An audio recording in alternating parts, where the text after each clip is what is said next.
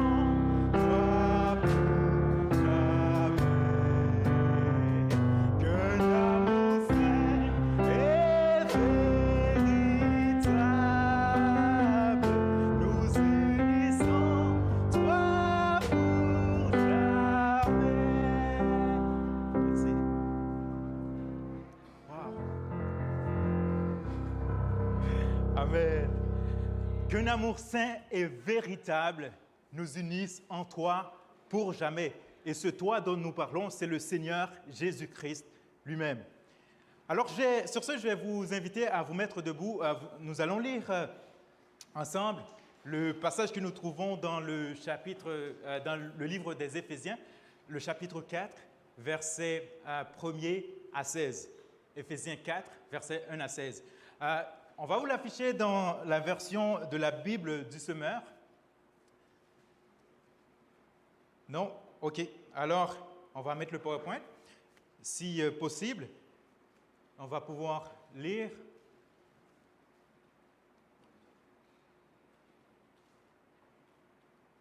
Éphésiens, chapitre 4, versets 1 à 16. OK, le texte est dans le PowerPoint, donc on peut afficher. Ceci est dit ainsi: « Moi qui suis prisonnier à cause du Seigneur, je vous demande donc instamment de vous conduire d'une manière digne de l'appel qui vous a été adressé. Soyez toujours humbles, empreints de douceur et patients, supportez-vous les uns les autres avec amour, efforcez-vous de conserver l'unité que donne l'Esprit dans la paix qui vous lie les uns les autres. » Il y a un seul corps, un seul esprit. De même, Dieu vous a fait venir à lui en vous donnant une seule espérance, celle à laquelle vous avez été appelés. Il y a un seul Seigneur, une seule foi, un seul baptême, un seul Dieu et Père de tous, qui règne sur tout, qui agit par tous et qui est en tous. Cependant, chacun de nous a reçu la grâce de Dieu selon la part que Christ lui donne dans son œuvre. C'est bien ce que déclare l'Écriture. Il est monté sur les hauteurs, il a amené les captifs, et il a fait des dons aux hommes. Or, que signifie « il est monté » ? Cela implique qu'auparavant, il est descendu jusqu'en bas, c'est-à-dire sur la terre. Celui qui est descendu, c'est aussi celui qui est monté au-dessus de tous les cieux afin de remplir l'univers entier. C'est lui qui a fait don de certains comme apôtres, d'autres comme prophètes, d'autres comme prédicateurs de l'Évangile et d'autres encore, comparables à des bergers, comme enseignants. Il a fait don de ces hommes pour que les membres du peuple saint soient rendus aptes à accomplir leur service en vue de la construction du corps de Christ. Ainsi, nous parviendrons tous ensemble à l'unité dans la foi et dans la connaissance du Fils de Dieu, à l'état d'adulte, à un stade de maturité où se manifeste la plénitude qui nous vient de Christ. De cette manière, nous ne serons plus de petits enfants ballottés comme des barques par les vagues et emportés çà et là par le vent de toutes sortes d'enseignements, à la merci d'hommes habiles à entraîner les autres dans l'erreur. Au contraire, en exprimant la vérité dans l'amour, nous grandirons à tous égards vers celui qui est la tête, Christ. C'est de lui que le corps tout entier tire sa croissance pour s'affermir dans l'amour, sa cohésion et sa forte unité lui venant de toutes les articulations dont il est pourvu pour assurer l'activité attribuée à chacune des parties. Amen. Merci, vous pouvez vous rasseoir.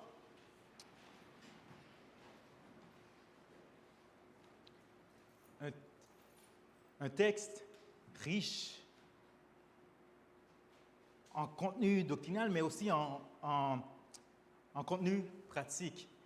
Et tout à l'heure, nous avons vu l'énoncé de la vision de l'Église et nous avons tous lu ensemble. Ce message a été préparé pas directement en connaissance avec ça, mais les deux se suivent directement. Avant de rentrer dans le texte que nous venons de lire, Éphésiens 4, versets 1 à 16, je vous donne ce contexte du livre des Éphésiens. Le livre des Éphésiens, c'est une lettre que l'apôtre Paul avait envoyée aux chrétiens qui sont à Éphèse. Pendant qu'il écrivait cette lettre, il se trouvait en prison. Et nous le voyons dans ce texte aussi, il commence par dire « Moi, le prisonnier, à cause du Seigneur ». Et son état d'emprisonnement était à cause de l'évangile du Seigneur. Parce qu'il prêchait l'évangile, on le mettait en prison. Et ce récit, on peut le voir dans le livre des Actes. À plusieurs reprises, Paul a souffert, donc a été mis en prison. Les thèmes qui sont abordés dans tout le livre des Éphésiens, du chapitre 1er jusqu'au chapitre 6, il y en a 6 chapitres dans le livre des Éphésiens, il y a un des grands thèmes, c'est la réconciliation. Les théologiens parlent de la réconciliation cosmique, c'est-à-dire la réconciliation de toutes choses. Et cette toute chose comprend vraiment toute chose. On se rappelle, Dieu avait créé l'humanité, l'homme et la femme, mais après, le péché nous a séparés de Dieu. Et donc, il y avait la division, la séparation complète avec Dieu, qui est la mort. Mais Dieu, son œuvre, c'est de réconcilier toutes choses. Non seulement il va réconcilier les êtres humains avec lui, mais aussi il va réconcilier toutes choses. C'est pourquoi, à la fin, il va avoir de nouveaux cieux, une nouvelle terre. Vraiment, toutes choses vont être réconciliées. Et tout cela va être fait en Christ. Et ce qui aussi aborde la deuxième partie de l'ensemble du livre, l'unité en Christ. Toute cette réconciliation, cela va se faire uniquement en Christ. Donc, pas en quelqu'un d'autre, pas par d'autres manières. Toute l'œuvre de Dieu se fait en Christ. Et dans le texte que nous avons choisi, Éphésiens 4, versets 1 à 16, on va se concentrer sur la marche dans l'unité. On va voir l'unité qui se fait à travers la diversité et tout cela dans l'amour. Est-ce que vous êtes là? Ça, c'était juste l'introduction. C'est bon? Alors, on va continuer. On va voir un peu le parcours du texte, un peu verset à verset, parce que l'apôtre Paul, quand il écrit aux Éphésiens, dans les premières parties du livre, du chapitre 1 au chapitre 3, il va prendre le temps de présenter vraiment le contenu de l'Évangile. Il va parler, plusieurs d'entre nous, ou j'espère tous d'entre nous, on se rappelle dans Éphésiens 2, versets 8 et 9, car c'est par la grâce que nous sommes sauvés, et l'apôtre Paul va parler de ce mystère, mais tout ça, ça reste encore un contenu assez doctrinal, assez théorique, et dans le reste du livre, il va parler de la vie pratique. Il va s'annoncer aux parents, aux enfants, aux maîtres, aux esclaves, on pourrait dire aujourd'hui aux employés et aux employeurs. Il va parler à vraiment toutes les personnes, toutes les couches sociales, pour parler comment on vit cette foi dans la vie pratique, tous les jours. Verset 1er, il commence à dire, « Moi qui suis prisonnier à cause du Seigneur, je vous demande donc instamment de vous conduire d'une manière digne de l'appel qui vous a été adressé. Moi, le prisonnier, à cause du Seigneur, je vous demande donc instamment de vous conduire d'une manière juste, digne de l'appel qui vous a été adressé. » On peut avancer encore le PowerPoint, parce que j'ai vraiment tout mis dans le sens que je l'ai mis. Les versets aussi, on va les retrouver ensuite. Moi, le prisonnier, à cause du Seigneur, on continue. Je vous demande donc encore constamment, instamment, de vous conduire d'une manière digne de l'appel qui vous a été adressé. Il parle, je vous demande donc, c'est une exhortation qu'il fait et il insiste pour dire instamment. C'est-à-dire avec instance, avec force, vraiment de tout cœur, conduisez-vous d'une manière digne de l'appel qui vous a été adressé. Mais quel a été cet appel? Cet appel, il en parle dans les 3 premiers chapitres, comment Dieu a réconcilié avec lui les païens et les Juifs qui étaient un peuple de Dieu, qui faisait la concision, etc. Et les païens qui étaient un peuple perdu, loin de Dieu, on était vraiment loin. Mais en Jésus-Christ, il va nous rapprocher, réconcilier et nous lance l'appel pour faire ensemble, tous ensemble, le peuple de Dieu. Et cet appel est lancé à tout le monde. C'est comme lorsqu'on évangélise, on lance l'appel de Dieu à tout le monde. Et cet appel-là, c'est vraiment Dieu qui l'a lancé dès le départ pour que nous fassions partie du peuple de Dieu tous ensemble. Mais l'apôtre ici, il demande de marcher d'une manière digne. Comment peut-on marcher de manière digne à cela? Attention, j'ouvre une parenthèse ici. Ce n'est pas que nous étions dignes d'être appelés, parce que personne n'est digne d'être appelé. Et l'apôtre lui-même lui a adressé cette notion pour dire que c'est par grâce que nous sommes sauvés. Et cela ne vient pas de nous. C'est un don de Dieu. On ne peut rien faire, on n'a rien pu faire, on ne peut rien faire et on ne pourra rien faire pour mériter ça. Donc, on n'en est pas digne. Mais Dieu, il nous a appelés. Et maintenant, vu que nous sommes appelés, nous devons marcher de manière digne. C'est-à-dire, nous devons marcher en conformité avec cela. Rappelons, anciennement, nous étions loin. Maintenant, vu que nous faisons partie de son peuple, c'est-à-dire, marchons comme les gens de son peuple, en tant que des gens de son peuple. Et il va aborder le comment dans le verset 2. Soyez toujours humbles, empreints de douceur et patients. Supportez-vous les uns les autres avec amour. Efforcez-vous, verset 3, de conserver l'unité de l'esprit dans la paix qui vous lie les uns aux autres. Ici, on peut voir un peu des traits du fruit de l'esprit, l'humilité, la douceur, la patience, le support mutuel, donc l'amour. Ils disent, vu que vous êtes appelés par Dieu, vu que maintenant vous faites partie du peuple de Dieu, maintenant que vous êtes l'Église de Dieu, marchez dans l'humilité, marchez dans la douceur, marchez avec patience, soyez patients les uns envers les autres, supportons-nous et faisons ça avec amour. Et au verset 3, il va demander de faire de l'effort pour conserver l'unité que donne l'Esprit de Dieu. Remarquons bien ici, l'unité, ce n'est pas quelque chose que nous pouvons produire. C'est quelque chose qui nous a été donné. Il nous a été donné par l'Esprit, c'est l'œuvre de Dieu. Maintenant, notre part à nous, notre travail, c'est de conserver cette unité. Et pour la conserver, cela demande des efforts. Si on s'assoit les bras croisés, l'unité ne va pas se garder tout seul. Et d'autant plus, nous devons faire attention parce que nous savons que celui qui est dans le monde il rôde comme un lion rugissant, cherchant qui il va dévorer. Donc, si on n'est pas unis, on n'efforce pas de garder cette unité-là, bien, on va être comme des électrons libres, bien, ça va être facile pour lui de nous dévorer un à un. Donc, efforçons-nous de garder, de conserver l'unité que donne l'Esprit dans la paix qui nous lie les uns aux autres. Verset 4. L'apôtre Paul, il part de l'unité. Maintenant, il va décrire l'exemple parfait de l'unité. Et cette unité, c'est celle qui règne au sein de Dieu lui-même.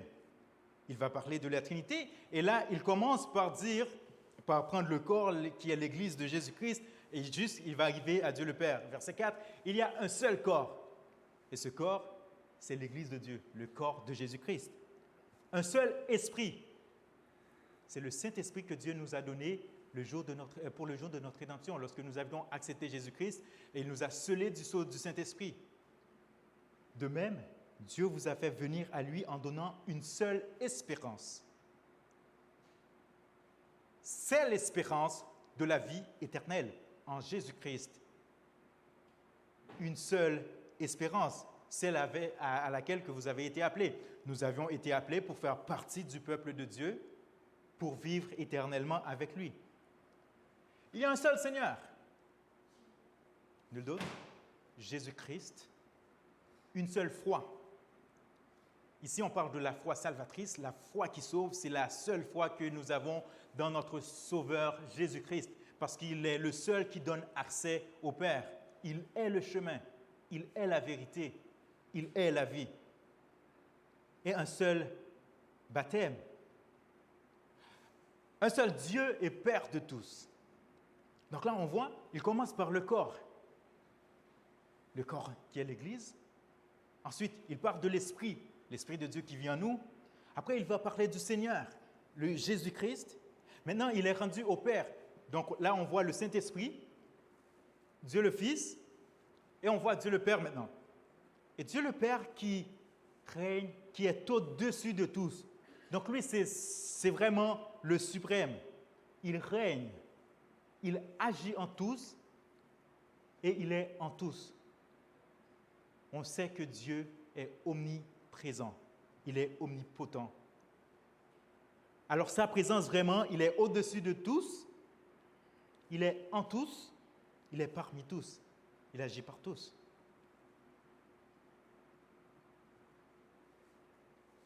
Le suivant, je mets un schéma pour un peu représenter, vraiment c'est manuellement, je l'ai fait. On voit ici, on parle du corps qui est l'Église, on parle de l'Esprit, ensuite on va avoir le Seigneur, ensuite on a Dieu le Père, et Dieu le Père, il est au-dessus de tous. Au-dessus du Seigneur Jésus, celui qu'il met au centre de son œuvre, l'Esprit qu'il met en nous, et ensuite le corps de l'Église. Et rappelons-nous que le Père, il est en tous. Donc, il complète tout. Donc, on voit Dieu, il remplit toutes choses. Il remplit les cieux les plus élevés, mais aussi il remplit la terre qui est le plus bas.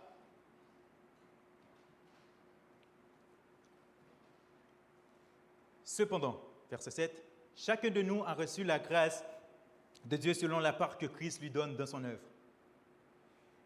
Au début, j'ai mis le titre « Unité, diversité, amour ». Là, on commence à aller vers la diversité. Christ a fait des dons à chacun d'entre nous selon sa grâce.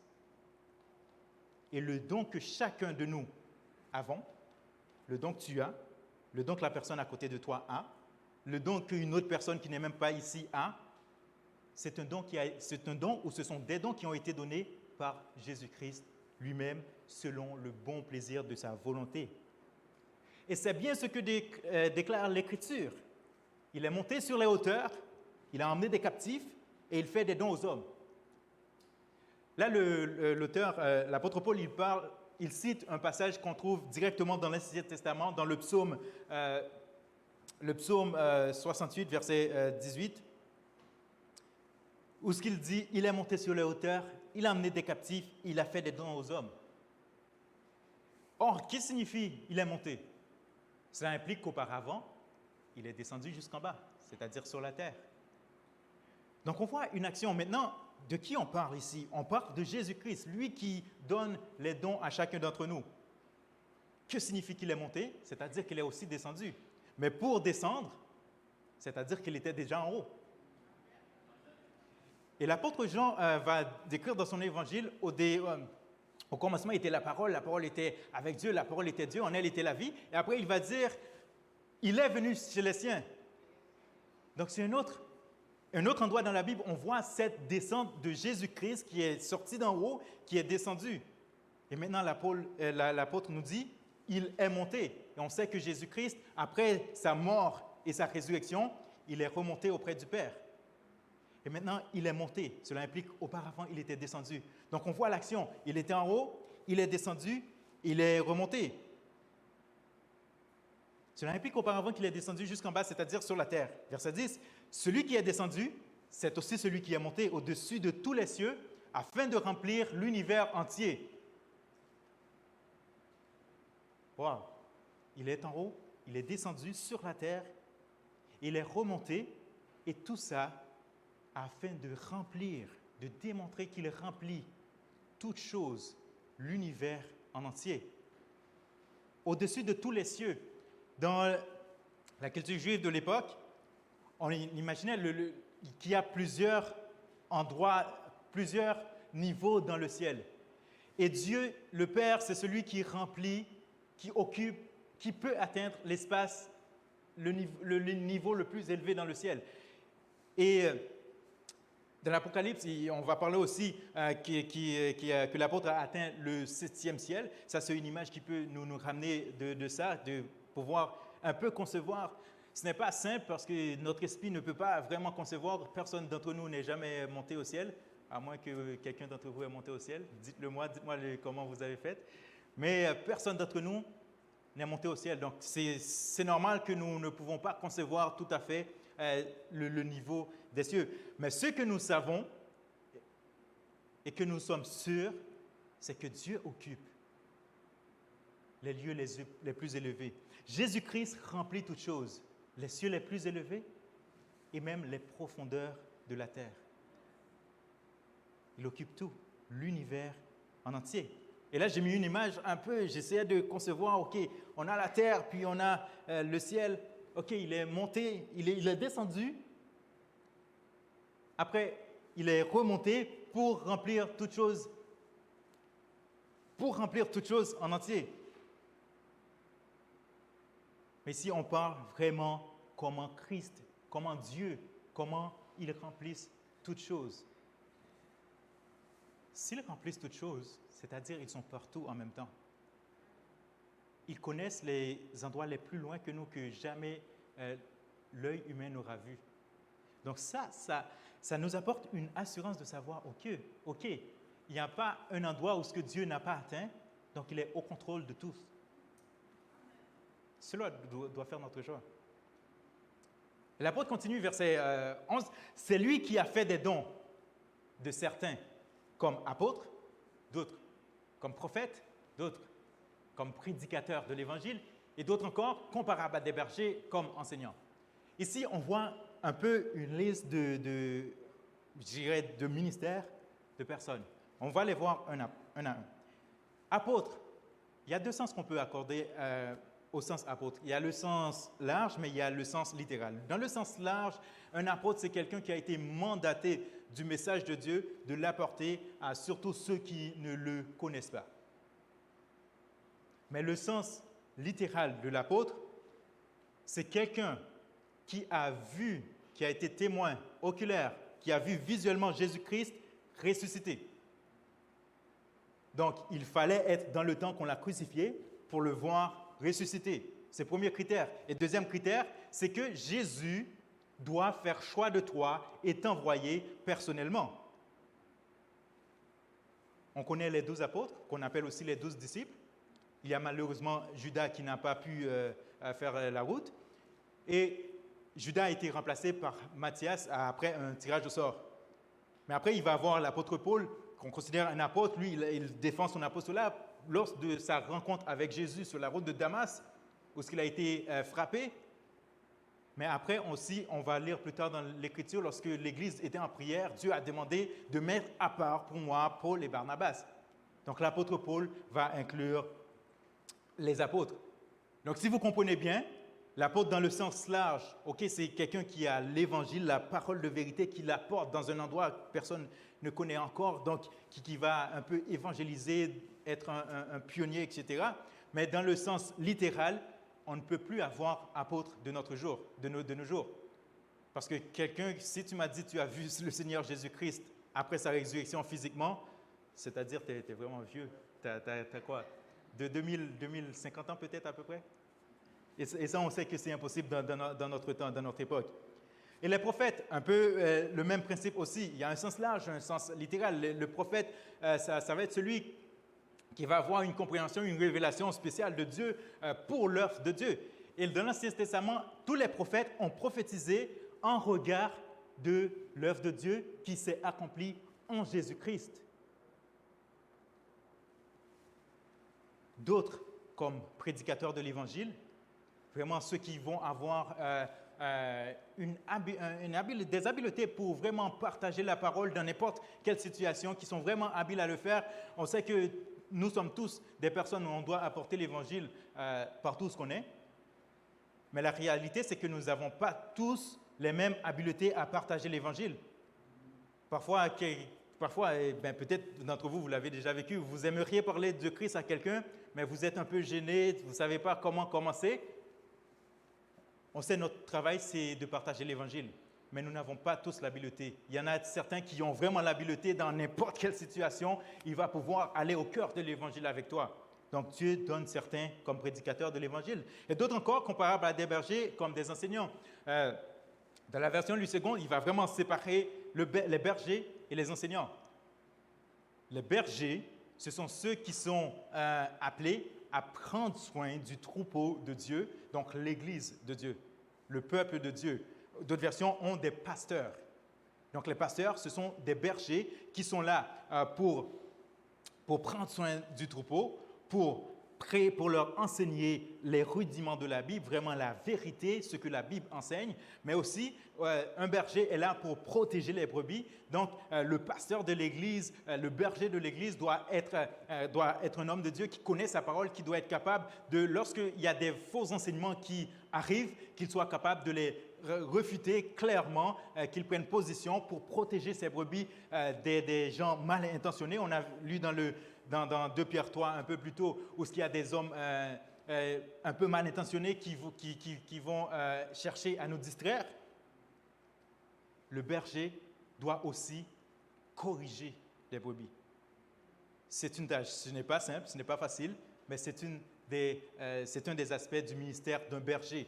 Lorsqu'un brebis est en train de se mettre dans le trou, c'est le devoir du berger d'aller chercher son brebis avec amour, de vraiment corriger. Et cela va se dire un peu plus tard que l'Écriture, donc la parole de Dieu, est utile pour enseigner, pour corriger, pour vraiment refuter l'erreur.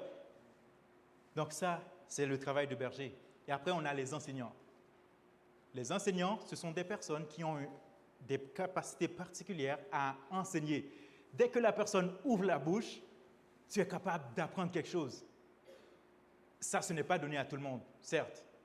Mais il y a des personnes à qui Dieu donne ce don de pouvoir enseigner clairement. Et dès que la personne est en train de t'enseigner, tu trouves intéressant et tu es en train d'apprendre des choses.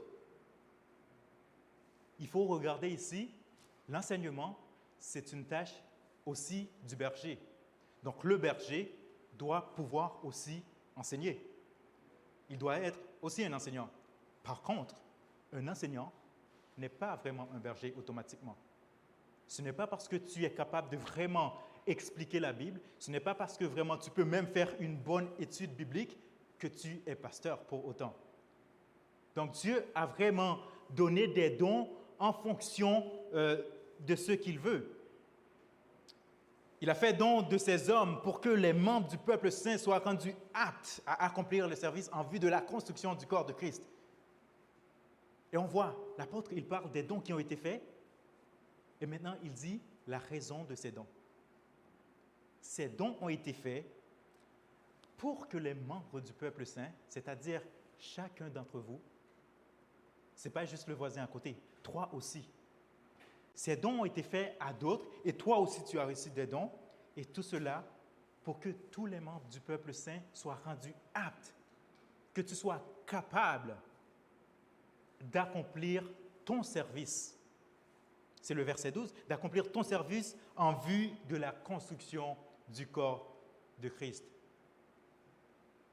Donc, lorsque vous voyez les bergers, les enseignants, les prédicateurs, toutes les gens que Dieu place dans l'Église, il ne les place pas pour avoir juste une autorité sur toi pour te dire « Hey, fais ça à sa guise », mais c'est une personne qui est mandatée par Dieu pour aider tout le monde à découvrir quel est leur don, quel est ton don que tu peux mettre en collaboration au service de Dieu pour que le peuple de Dieu grandisse pour la construction du corps de Christ.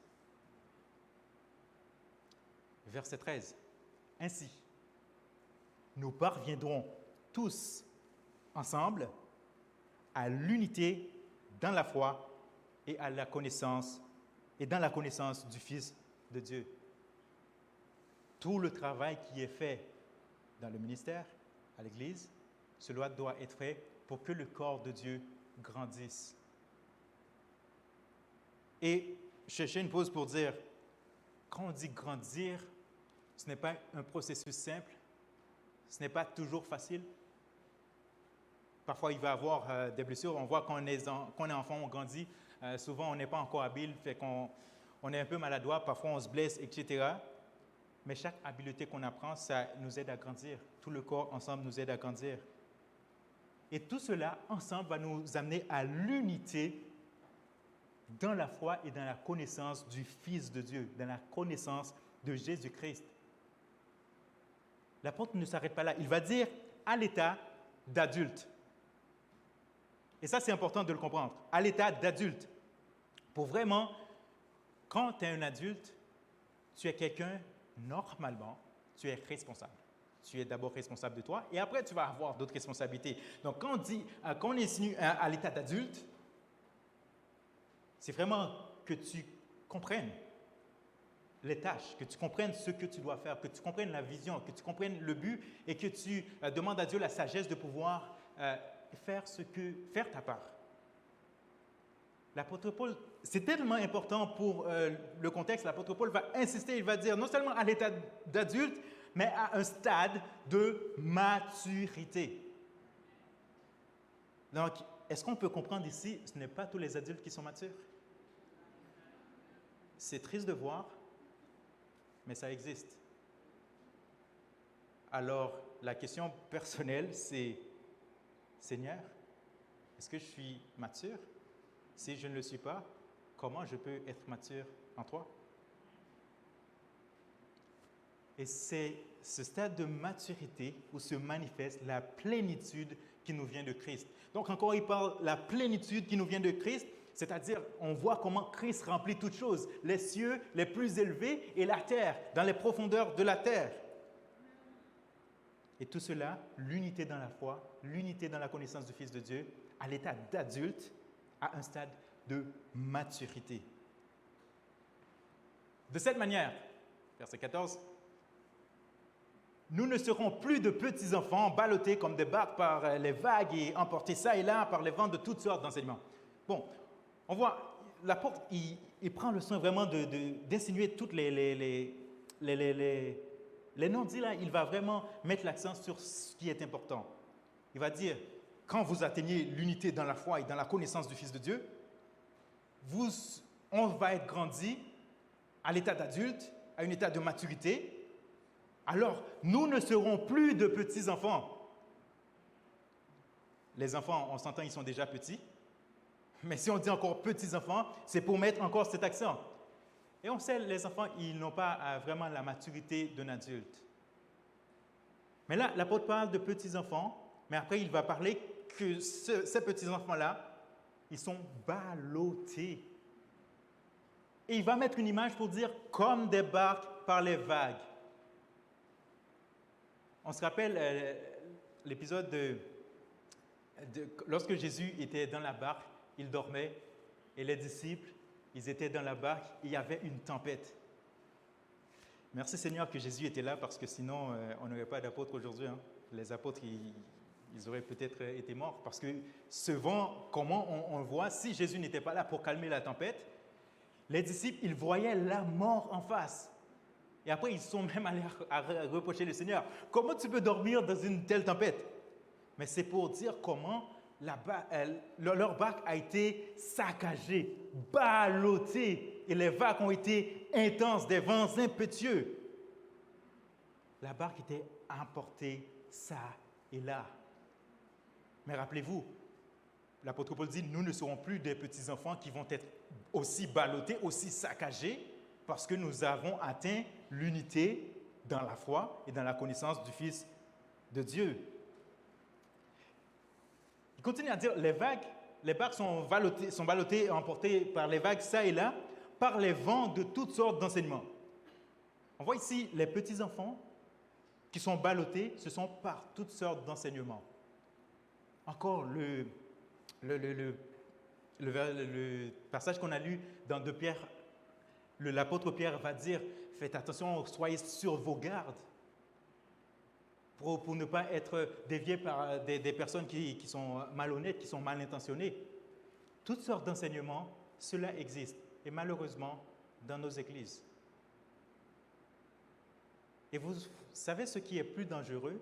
Ce n'est pas celui qui vient directement puis qui dit une grosse fausserie, une grosse fausseté. Parce que ça, quand c'est trop évident, ben on le voit, ben évidemment, on ne va pas le croire. Mais parfois, il y a des personnes qui parlent comme portant l'Évangile, mais qui ajoutent des petites choses assez banales qu'on ne peut même pas s'en rendre compte et qu'on va finalement croire. C'est là le danger. Les sortes d'enseignements, on ne peut pas toujours porter attention. Et c'est la raison pour laquelle, personnellement, nous devons avoir la connaissance du Fils de Dieu, la connaissance de la parole de Dieu, pour pouvoir réfuter ce type d'enseignement. Parfois, il y a des prédications, surtout pour nous les jeunes, on écoute des prédications en ligne sur les internets. Parfois, il y a comme des phrases qui sont toutes faites, les phrases sont vraiment bien plaquées. Quand tu entends la phrase, ça fait beaucoup de sens et tu te sens « oh yeah ». Mais après un peu d'analyse, tu vois, ça ne peut pas coller. Mais si toi, tu n'as pas cette connaissance de la parole, cette connaissance du Fils de Dieu pour dire « ça ne colle pas », il me semble que tu es en train d'être ressemblé à ces petits-enfants que le vent commence là. Et le pire, c'est que ces sortes d'enseignements, ils ne sont pas faits au hasard ou c'est arrivé juste comme ça. L'apôtre va dire à la merci d'hommes habiles à entraîner les autres dans l'erreur. Donc, ce n'est pas juste un accident là qu'il te dit une fausserie, qu'il essaie de te faire passer une petite chose à côté. Ils sont habiles à le faire. Donc, on voit comment on doit être vraiment sur nos gardes pour grandir dans l'unité de la foi, dans la connaissance du Fils de Dieu. L'apôtre Paul dit, quand nous atteignons cette unité-là, au contraire, nous ne serons pas des petits-enfants ballottés, mais au contraire, en exprimant la vérité dans l'amour, nous grandirons à tous égards vers celui qui est la tête, Christ. Ici, il faut regarder la vérité dans l'amour. C'est 2 concepts vraiment importants. Il y a la vérité, il y a l'amour. La vérité sans l'amour, ça peut être la médisance. La médisance, vous saviez ce que c'est? La médisance, c'est de dire quelque chose qui est vrai, mais cette chose qui est vraie va nuire à la personne que tu le dis. Donc, ce que tu dis est vrai, mais va nuire à la personne. Donc, une vérité sans amour. Et de l'autre côté, l'amour sans la vérité, c'est de l'hypocrisie. Prenons cet exemple. Imaginons, je vais prendre vraiment un exemple extrême. Imaginons, j'ai une voiture. Imaginons, ça fait 5 ans, je n'ai jamais nettoyé ma voiture. Juste pour imaginer, c'est vraiment dégueu, ce serait rendu vraiment dégueu. Ça fait 5 ans, pas de car wash, l'hiver passe, le sel reste, vraiment dégueu. Mais imagine que j'ai un frère qui vient, on va prendre la vérité sans l'amour. Premier exemple. Il va dire, hé Wiz, ta voiture est sale, dégage. Est-ce que c'est une vérité? Est-ce qu'il y a de l'amour? Parce que ça, la personne ne fait même pas attention à moi. Il regarde juste le fait et dit, c'est dégueu, dégage. À l'opposé, il y a un autre frère qui viendrait et qui voit ma voiture être en mauvais état. Qui voit que je ne peux vraiment pas prendre la route avec cette voiture-là. Mais qui, dans son cœur, dit, l'important, c'est que ça nous apporte du point A au point B. Je ne vais rien dire. Je vais faire comme s'il n'y a pas de mauvaise odeur. Je vais rentrer, je vais m'asseoir et on va donner des blagues et on va aller comme si de rien n'était. Le frère me demande un amour, il me rend joyeux durant le parcours, mais est-ce qu'il me dit la vérité? Zéro vérité. Ça, c'est une sorte d'hypocrisie. Tu vois que ma voiture est en mauvais état. Et tu vois, lorsque la chose est sur nous-mêmes, souvent, on n'a pas la vision périphérique de voir. L'observation d'un autre, ça va être utile. Mais l'observation d'un autre, il ne me dit rien. Il fait juste faire tout comme s'il était normal et ne me dit rien. Une sorte d'amour sans vérité. Cette personne, c'est l'hypocrisie. Autant que je ne vais pas vouloir marcher avec celui qui me dit « Hey, ta voiture est dégueu, dégage », autant je ne vais pas vouloir être avec celui qui est là, qui voit tout, qui ne fait pas de sens dans ma vie, mais qui ne dit rien. Mais il faut professer la vérité dans l'amour. Je vous laisse imaginer, dans ce cas, qu'est-ce que vous me diriez pour me dire la vérité et pour le faire avec amour. Et de cette manière, nous grandirons à tous égards. En professant la vérité dans l'amour, nous grandirons à tous égards vers la tête qui est Christ. Et c'est important de considérer la tête qui est Christ ici. J'ai entendu quelqu'un parler, je trouvais ça intéressant. Il dit, on doit vraiment toujours être soumis à la volonté de Dieu pour marcher selon ce que la parole nous demande. Parce qu'il dit, nous sommes le corps de Jésus-Christ. Fait que si nous faisons à notre tête, nous n'avons plus de tête si nous ne nous soumettons pas. Regardez, ça n'a juste même pas de sens. Parce que si tu veux marcher, aller quelque part, tu utilises tes yeux. Et les yeux sont où? Dans la tête. Et s'il y a une voiture qui s'en vient à toute vitesse, tu ne vois pas, et il y a un son, et le klaxon, il faut entendre pour pouvoir esquiver. Les oreilles sont où? Dans la tête. Et la tête contient le cerveau qui est le système nerveux central qui vraiment va donner toutes les commandes, toutes les directions à tout le reste du corps. Imagine maintenant que tu ne veux pas suivre la tête. Un corps sans tête, ça ne vit pas. Et disons, maintenant, on ne va pas prendre tout le corps, mais on va prendre quelques cellules ou quelques parties du corps qui ne veulent pas suivre la tête. Ça non plus n'a pas de sens. Parce que si tu es dans le corps, quand on avance dans une direction, on avance tous dans la même direction. Et vous voyez, des cellules dans notre corps, quand ça commence à faire à sa propre tête, on peut commencer à développer des petites excroissances sur notre corps. On peut avoir des petites kystes ou, le pire des cas, des cancers. Ce sont des cellules qui ne répondent plus à ce que le corps demande de faire, la tête demande de faire, mais qui commencent à faire à leur tête, faire leur propre petite activité, et cela devient problématique pour le corps. Et ce qui est total, malheureusement, ça amène jusqu'à la mort. Et c'est là l'importance de voir, OK, je dois me soumettre au Seigneur Jésus pour pouvoir suivre la tête, pour être capable d'écouter les commandes de la tête et pour pouvoir l'appliquer ensemble avec toutes les autres parties du corps pour grandir vers la tête. Verset 16. C'est de lui que le corps tout entier tire sa croissance pour s'affermir dans l'amour, sa cohésion et sa forte unité, lui venant de toutes les articulations dont il est pourvu. Une articulation, ce sont les parties de notre corps qui assurent la bonne connexion entre les différents membres. Par exemple, on a le coude. Donc, le coude, il relie l'avant-bras et le bras. Et l'articulation du coude va me permettre de faire les mouvements qu'il me permet de faire.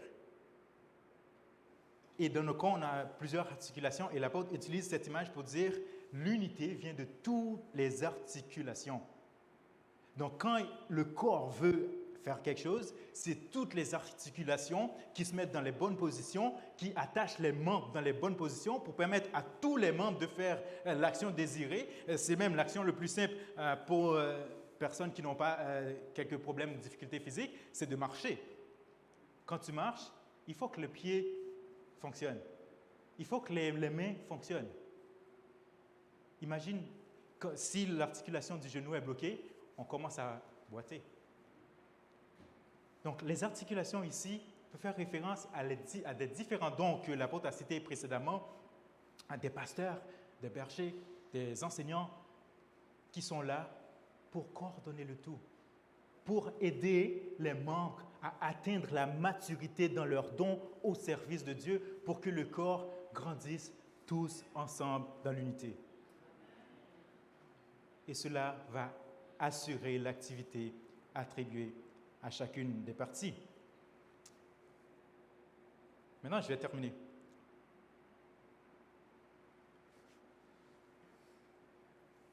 On a vu, Dieu nous a lancé un appel. L'apôtre nous demande de marcher en conformité à cet appel, que nous sommes maintenant partie du peuple de Dieu. Nous devons marcher dans l'amour, dans l'humilité, dans la douceur. Nous avons vu que Dieu et Christ, la Trinité occupe toutes choses. Christ a fait des dons aux hommes, différents types de dons. Et on a vu quelques dons ici dans Éphésiens 4, mais il y en a d'autres aussi dans 1 Corinthiens 12 et aussi dans Hébreux 12. Il y a d'autres types de dons qui sont apparus. Donc, ces listes-là ne sont pas exhaustives. Donc, cela laisse la possibilité de comprendre que Dieu fait différents dons et ceux qu'on trouve dans la Bible ne sont pas les seuls dons qui sont faits. Par exemple, dans l'ancien temps, je ne sais pas s'il y avait des responsables de multimédia parce qu'on n'était pas rendu là dans la technologie. Mais maintenant, il y a des gens qui vont être habiles dans les multimédia. Mais c'est un don qui va pouvoir être au service de l'Église aussi. Donc, mais tout ensemble, chacun reçoit son don de Dieu selon la mesure que Jésus trouve bon. Et maintenant, on voit qu'on doit professer la vérité dans l'amour afin de grandir tous ensemble. Les articulations, les membres ont fait toute une cohésion, tirant une forte unité et pour grandir dans le Christ.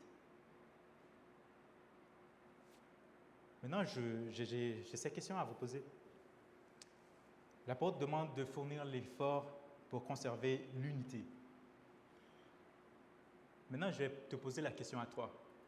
Tu peux fermer tes yeux si ça t'aide à mieux comprendre cette question, pour mieux le comprendre.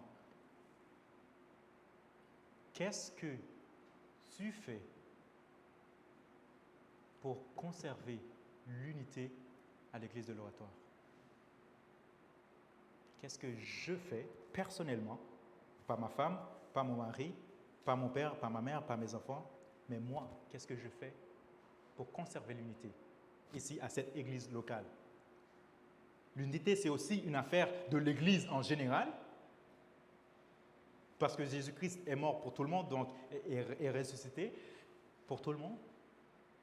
Mais nous, en communauté ici, pour toi, comment puis-je exprimer ma reconnaissance envers ceux qui dirigent notre assemblée? On peut mettre une extension pour dire comment j'exprime ma reconnaissance envers les autres qui ont des dons, qui m'aident dans le ministère. Mais là, j'ai posé la question pour les dirigeants parce que ce sont des dons qui vont contribuer aux autres, qui vont aider les autres à atteindre leur maturité. Mais la question se pose aussi pour chaque personne, chaque don.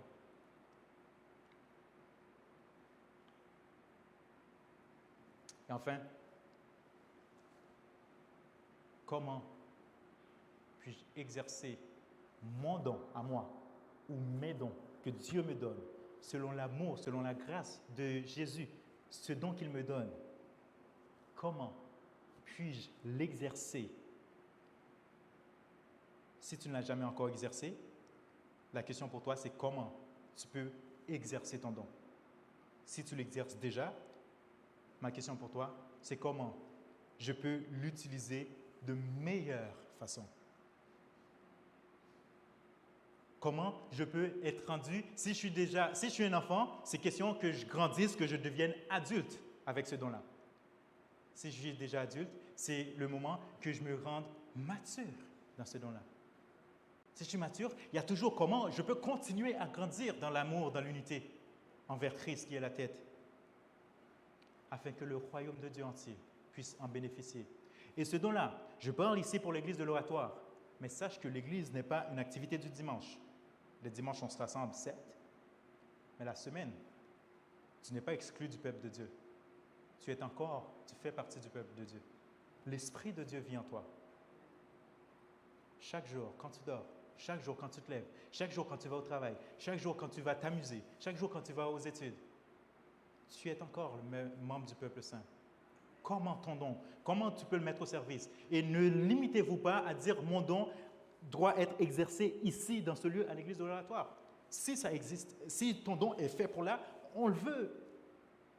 Gloire à Dieu, on va pouvoir grandir ensemble dans l'unité. Mais il y a d'autres aussi ministères qui se font à l'extérieur de la communauté locale, qui se fait dans nos quartiers. Donc, ce n'est pas juste un don précis, je ferme mes yeux. Non, non, mais c'est vraiment mon don, ce que Dieu m'appelle à faire. Comment je peux le mettre au service de Dieu? Et mon souhait pour vous, c'est vraiment qu'on grandisse en unité, que chacun de nous, on connaît nos dons, que chacun de nous, on reconnaît l'unité que l'Esprit nous donne, que nous devons conserver, et que nous ne soyons pas des petits-enfants qui sont ballottés, que nous ne soyons pas emportés ça et là, mais que nous grandissons dans l'unité, dans la foi, dans la connaissance du Fils de Dieu, jusqu'à ce qu'il retourne pour nous chercher. Soyez bénis.